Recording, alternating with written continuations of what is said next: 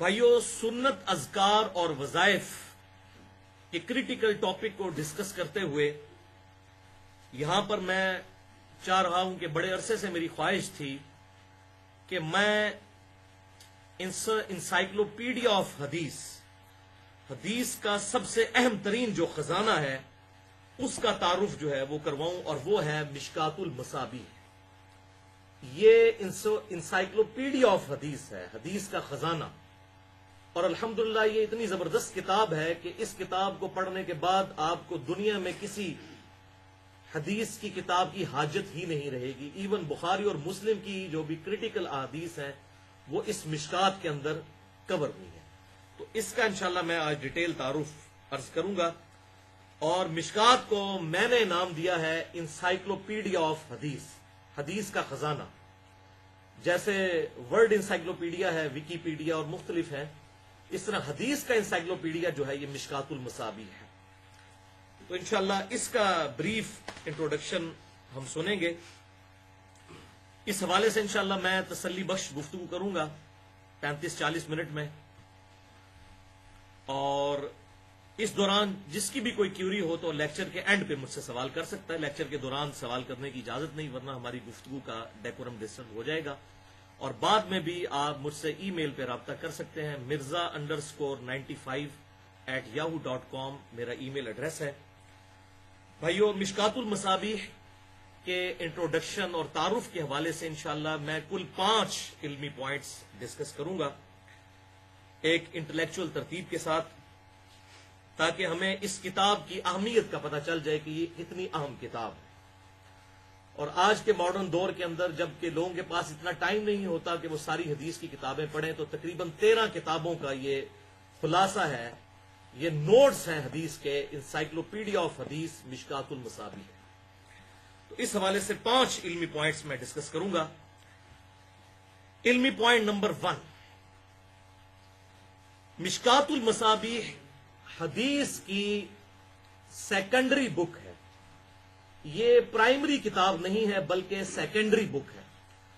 Secondary books یہ ہیں، ایسی کتابیں ہوتی ہیں جن میں احادیث کی اسناد موجود نہ ہو، بلکہ کسی بنیادی پرائمری کتاب جو بنیادی کتاب ہے اس کا حوالہ دے کر حدیث کو جمع کیا جائے۔ تو یہ سیکنڈری بک ہے، اس میں اوریجنل احادیث کے حوالے موجود ہیں۔ پرائمری بکس صحیح بخاری، صحیح مسلم، جامعہ ترمذی، سنن نبی داؤد، سنن نسائی، سنن ابن ماجہ، الموطا امام مالک، سنن دارمی، مسند امام شافعی، مسند امام احمد، سنن البہیقی، اور اس طرح مختلف کتابوں کے الحمدللہ اس میں مکمل ریفرنسز موجود ہیں۔ بھائیو، یہ کتاب جو ہے یہ 2 محدثین کی بہت بڑی محنت ہے، اور میرے ایکسپرٹ اوپینین میں حدیث کی فیلڈ میں کوئی کتاب بھی حدیث کی سیکنڈری کتاب پوری امت میں اس کتاب کا دور دور تک بھی مقابلہ نہیں کرتی۔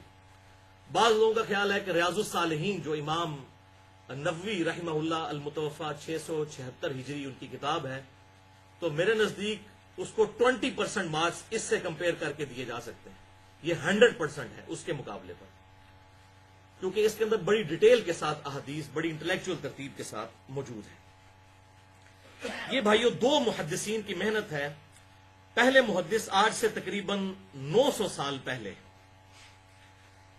امام ابو محمد حسین بن مسعود البغوی المتوفا 516 ہجری، اب چل رہا ہے آپ دیکھ لیں 1436 ہجری، تو یہ 516 ہجری میں فوت ہو چکے تھے۔ انہوں نے ایک کتاب لکھی تھی، اس کتاب کا نام تھا مصابیح السنہ، سنت کے چراغ۔ مصباح کہتے ہیں عربی میں چراغ کو، مصابیح السنہ سنت کے چراغ، سنت کی شمع، کینڈلز آف سنت، یہ انہوں نے کتاب کا نام رکھا تھا۔ اور امام بغوی رحمت اللہ علیہ نے مختلف ٹاپکس کے اوپر اس میں احادیث جمع کی، مصابیح السنہ اس کتاب کا نام رکھا، اور انہوں نے ہر چیپٹر کے انڈر 2 چیپٹرز بنائے۔ چیپٹر نمبر 1 بنایا ہر ٹاپک، کتاب الایمان ہے تو ایمان میں 2 چیپٹر، کتاب الصلاح ہے تو صلاح میں 2 چیپٹر، کتاب الطہارہ ہے تو طہارہ میں 2 چیپٹر، کتاب الدعوات ہے تو کتاب الدعوات میں 2 چیپٹرز، جو بڑے بڑے 2 چیپٹرز، 2 فصیلیں بنائی۔ پہلی فصیل کا نام انہوں نے الصحاح رکھا، اور اس میں صرف صحیح بخاری اور صحیح مسلم کی احادیث جمع کی۔ یعنی آج ہم جو یہ رونا روتے ہیں کہ بخاری اور مسلم، تو یہ ہم نے کوئی نیا راگ نہیں الاپا، یہ 800 سے 900 سال پہلے بھی امت کے محدثین کو یہ بات پتا تھی کہ بخاری اور مسلم کی کیا اہمیت ہے۔ تو انہوں نے اپنی کتاب میں جو پہلا باب باندھا، ہر چیپٹر کے اندر 2 فصیلیں بنائی، تو پہلی فصل میں الصحاح کا نام دیا اور بخاری اور مسلم کی صرف احادیث لائے، اور کسی کتاب کو انہوں نے اس قابل نہیں سمجھا کہ اس کو پہلی کیٹیگری میں فال کیا جائے۔ اور دوسری کیٹیگری انہوں نے ہر سب ٹاپک میں الحسان کے نام سے رکھا، جس میں انہوں نے جامعہ ترمذی، سنن ابی داؤد، سنن نسائی، سنن ابن ماجہ، جو باقی جو 4 کتابیں ہیں کتب ستہ میں سے، یہ صحاح ستہ کی ٹرم تو غلط ہے، صحاح ستہ نہیں ہے، صحیحین ہے۔ بخاری اور مسلم ہی صحیح ترین کتابیں ہیں، باقی جو 4 کتب ہیں ان کو ہم سنن اربع کہتے ہیں، 4 سنت کی کتابیں، ان میں تقریباً 80% احادیث صحیح ہیں اور 20% ضعیف بھی ہیں۔ جامعہ ترمذی، سنن ابی داؤد، سنن نسائی اور سنن ابن ماجہ، اور اس کے علاوہ بھی الموطا امام مالک، مسند امام شافعی، مسند امام احمد اور سنن بہیقی، المستدرک الحاکم اور باقی کتابوں سے بھی انہوں نے احادیث کو الحسان سیکنڈ، جو ہر چیپٹر کا جو سیکنڈ جو سب چیپٹر تھا اس میں انہوں نے وہ احادیث کو جمع کیا۔ الحمدللہ۔ علمی پوائنٹ نمبر 2، بھائیو، امام بغوی رحمہ اللہ نے جو کتاب لکھی مصابیح السنہ، سنت کے چراغ، سنت کی شمع، یہ بڑی اہم ترین کتاب تھی، لیکن اس میں بھی 2 کمزوریاں پائی جاتی تھیں۔ ظاہر ہے کہ ہر انسان کی کوشش پرفیکٹ تو نہیں ہو سکتی، پرفیکٹ تو پھر صرف اللہ ہی کی کتاب ہے، باقی ساری انسانی کوششیں۔ تو مصابیح السنہ جو امام بغوی رحمہ اللہ المتوفى 516 ہجری نے لکھی، اس میں 2 کمزوریاں تھیں۔ ایک تو انہوں نے جو پرائمری حدیث کی کتاب تھی جس سے انہوں نے احادیث لی، اس کو انہوں نے مینشن نہیں کیا کہ میں یہ حدیث کہاں سے لے رہا ہوں، بس انہوں نے کہا یہ بخاری مسلم سے انہوں نے احادیث لی، لیکن جو حدیثیں ہیں ان کے ساتھ نہیں لکھا کہ یہ بخاری کی ہے، یہ مسلم ہے، یہ متفق علیہ ہے، یعنی اس پہ دونوں متفق ہیں، بخاری اور مسلم شیخین، یہ انہوں نے مینشن نہیں کیا۔ بس انہوں نے کہا بخاری یا مسلم کسی میں یہ حدیث موجود ہے، اور اسی طریقے سے باقی کتابوں سے جو لی انہوں نے نہیں بتایا کہ جامعہ ترمذی سے لی، سنن ابی داؤد سے لی، نسائی سے، ابن ماجہ سے، انہوں نے نہیں بتایا، ڈائریکٹ احادیث لکھی۔ اور دوسری کمزوری یہ تھی کہ انہوں نے صحابہ اکرام کے نام مینشن نہیں کیے کہ یہ حدیث کس صحابی سے روایت ہے، ڈائریکٹ انہوں نے لکھا کہ نبی صلی اللہ علیہ وسلم نے ارشاد فرمایا، نہ صحابی کا حوالہ دیا، نہ پرائمری بک آف حدیث کا حوالہ دیا، کوئی حوالہ انہوں نے نہیں دیا۔ یہ بیسک 2 کمزوریاں تھیں جو اس کتاب کے اندر پائی جاتی تھی۔ لہذا ایک اور مرد مجاہد میدان عمل میں اترے آج سے تقریباً 700 سال پہلے، اور اس نے وہ کام کیا کہ آج تک امت اس احسان کو بھلا نہیں پائی، اور آج تک کوئی شخص اس کے ساتھ کی کتاب نہیں لکھ سکا، اور وہ تھے امام ولی الدین محمد بن عبداللہ الخطیب التبریزی، المتوفى 748 ہجری، تقریباً آج سے 700 سال پہلے، کیونکہ اب 1436 ہجری چل رہا ہے۔ انہوں نے کہا کہ میں یہ 2 کمزوریاں دور کروں گا، اور پھر الحمدللہ انہوں نے بڑی محنت کر کے یہ 2 سکم دور کیے۔ ایک تو پرائمری بکس آف احادیث کا حوالہ دیا۔ آپ دیکھیں اس زمانے میں جب سافٹ ویئر بھی نہیں تھے، مکتبہ تو شاملہ نہیں تھا، اتنی محنت کر کے ان ساری احادیث کو تلاش کرنا یہ بہت بڑی جاب ہے، زندگیاں چاہیے اس کام کے لیے۔ اور یہ کتاب بھی کوئی تھوڑی کتاب تو نہیں، اتنی ہزاروں پر مشتمل احادیث۔ اس وقت جو مشکات المصابیح ہے اس میں انٹرنیشنل نمبر کے مطابق 6294 احادیث ہیں، تو آگے میں انشاءاللہ بتا بھی دیتا ہوں۔ پھر انہوں نے مصابیح السنہ کے اوپر کام کیا، اور انہوں نے اس کتاب کا نام رکھا مشکات المصابیح۔ مشکات کہتے ہیں عربی زبان میں تاکچے کو، اور پرانے زمانے میں جب چراغوں کو تاکچے میں رکھا جاتا تھا تو اس کی روشنی پھیلتی تھی، کنٹرولڈ روشنی آتی تھی، جس طرح بلب ہے تو تاکچے ہوتے تھے۔ تو انہوں نے کہا مصابیح السنہ کا نام چینج کر کے انہوں نے کیا رکھ دیا، مشکات المصابیح، یعنی میں نے سنت کے چراغوں کو ان کے صحیح تاکچوں میں رکھ دیا ہے کہ یہ جو چراغ ہے یہ بخاری سے لیا گیا ہے، یا مسلم سے لیا گیا ہے، یا ابو داؤد سے لیا گیا ہے، یا نسائی سے، یا ابن ماجہ سے۔ مشکات المصابیح، یہ انہوں نے کتاب کا نام رکھا۔ اب آپ کو اس کتاب کا نام بھی سمجھ آیا، مشکات کہتے ہیں تاکچے کو، مصابیح سنت کے چراغ انہوں نے ان تاکچوں میں رکھ دیے تاکہ ان کی روشنی واضح ہو جائے۔ الحمدللہ۔ تو اب انہوں نے یہ جو 2 فصلیں تھیں، الصحاح اور الحسان کے نام سے ان کو بھی تبدیل کیا، اور انہوں نے 3 فصلیں بنا دی اور اس کو نام دیا فصل اول، فصل دوئم اور فصل سوئم، پہلی فصل، دوسری اور تیسری.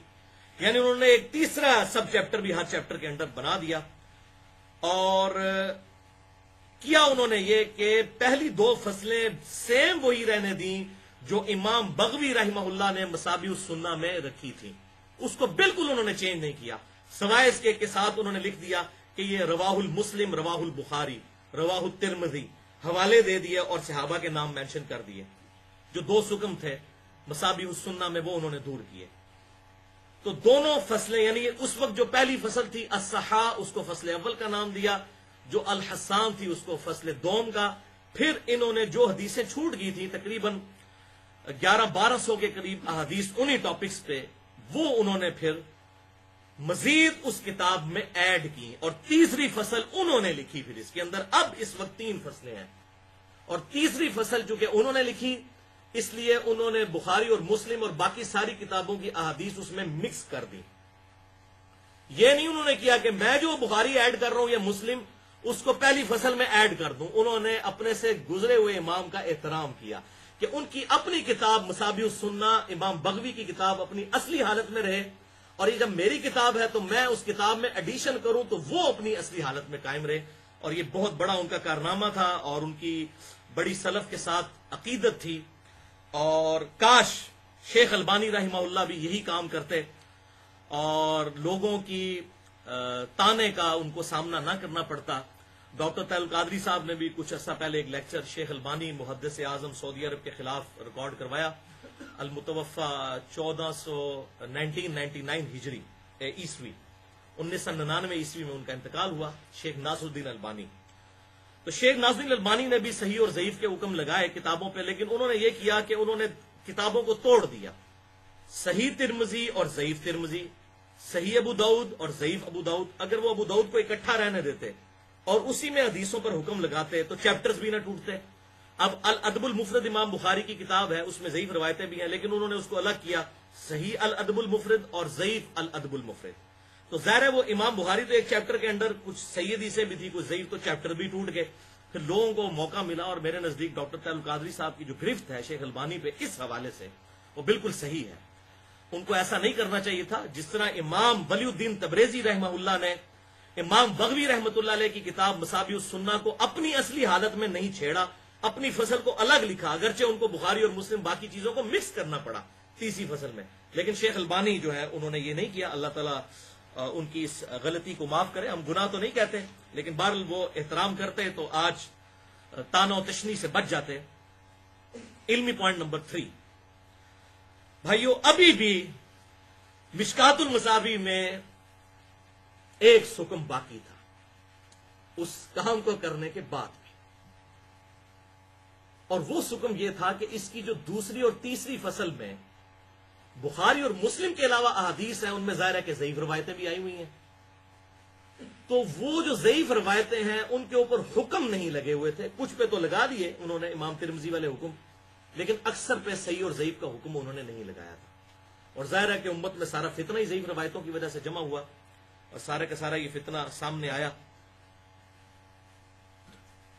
اس حوالے سے پھر آج کے دور میں ایک بہت بڑی شخصیت جو میرے نزدیک شیخ البانی سے بھی بڑے حدیث کے محدث تھے، حال ہی میں ان کا انتقال ہوا، شیخ زبیر علی زئی رحمہ اللہ تعالی المتوفہ 1435 ہجری، جو 10 نومبر 2013 کو فوت ہوئے.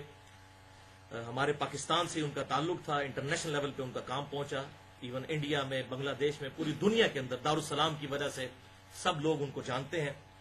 تو انہوں نے پھر اس کے اوپر وہ کام کیا. بلکہ جو میرا ان کے ساتھ ایکسکلوسیو 100 کوسچنز والا انٹرویو ریکارڈڈ ہے، جو میں نے ان سے 100 سوالات پوچھے، جو ہماری ویب سائٹ ahlsunnatpاک.com پہ بھی موجود ہے، اس میں جب میری ان سے ملاقات ہوئی 17 جون 2009 کو، تو اس ملاقات میں، اس ریکارڈنگ سے پہلے اور پھر بعد میں بھی میری ڈسکشن ہوئی، میں نے ان سے ریکویسٹ کی کہ شیخ صاحب آپ اتنے کام کر رہے ہیں، اصل کام کرنے کا یہ ہے کہ آپ مشکات المصابیح کی جو ضعیف روایتیں ہیں ان کے اوپر حکم لگائیں. تو انہوں نے کہا کہ میں نے آلریڈی کئی سالوں سے یہ کام شروع کیا ہوا ہے اور تقریباً تکمیل کے مراحل میں ہے. یہ 2009 میں انہوں نے بات کی. اور پھر الحمدللہ 2011 کے اندر یہ مشکات المصابیح جو میں آپ کو دکھا رہا ہوں، یہ ان کے حکم کے ساتھ پرنٹ ہو کر صحیح اور ضعیف کے فرق کے ساتھ دوسری اور تیسری فصل میں، پہلی فصل تو بخاری اور مسلم کی ہے، اس میں تو کوئی مسئلہ نہیں، تو یہ چھپی 2011 میں، اور پھر اس کا ریوائز ورژن ان کی وفات سے تقریباً 3 مہینے پہلے اگست 2013 میں چھپا، جو میرے ہاتھ میں یہ فائنل ورژن ہے۔ مکتبہ اسلامیہ فیصل آباد والوں نے اسے چھاپا، جس میں شیخ زبیر لیزئی صاحب نے بخاری اور مسلم کے علاوہ جو احادیث ہیں ان کی مکمل تحقیق اور تخریج اور تحکیم بھی کر دی، ان پہ حکم بھی لگا دیے صحیح اور ضعیف اس حوالے سے الحمدللہ۔ اور ساتھ ہی ساتھ دوسرا سکم انہوں نے یہ دور کیا کہ امام ولی الدین تبریزی نے تو صرف بتایا تھا کہ یہ مشکات میں حدیث جو مصابیح السنہ کی حدیث ہے یہ فلاں بک سے ہے، لیکن اس بک سمندر میں سے کہاں سے ڈھونڈے انسان، کہ بخاری میں تو 7563 حدیث میں سے وہ حدیث کیسے ڈھونڈے؟ تو شیخ زبیر لیزئی صاحب نے اس کی تخریج کر دی کہ بخاری کی فلاں نمبر حدیث جو ہے نا یہاں پر لی ہے مشکات میں انہوں نے۔ یہ بہت بڑا کام ہے۔ تو یہ الحمدللہ ٹیکنالوجی کی برکت ظاہر ہے۔ مشکات المصابیح جو ہے وہ ہمارے پاس مکتبۃ الشاملہ جو عربی سافٹ ویئر ہے حدیث کی کتابوں کا، ہزاروں اس میں کتابیں ہیں، تو اس کی مدد سے انہوں نے یہ کام کیا۔ بہرحال بہت بڑا کام تھا۔ تو یہ 2 حکم جو مزید رہ گئے تھے وہ شیخ زبیر لیزئی صاحب نے دور کیے۔ نمبر 1 انہوں نے صحیح اور ضعیف کا حکم لگایا، یعنی تحکیم کر دی، اسے کہتے ہیں تحکیم۔ اور دوسرا انہوں نے تخریج کر دی اس کی کہ یہ بخاری کی فلاں نمبر حدیث ہے، اور مکمل اس کی تحقیق بھی کی، اگر باقی اور کتابوں میں تھی تو اس کے بھی حوالے انہوں نے دیے الحمدللہ۔ وہ میں انشاءاللہ ڈیٹیل کے ساتھ آگے عرض بھی کرتا ہوں۔ اور اس میں انہوں نے پھر انٹرنیشنل نمبرنگ کے مطابق جو بخاری اور مسلم کی احادیث کے حوالے تھے، ان کے انٹرنیشنل نمبر جو پوری دنیا میں اس وقت سٹینڈرڈ ہو چکے ہیں، وہ الحمدللہ انہوں نے بیان کیے۔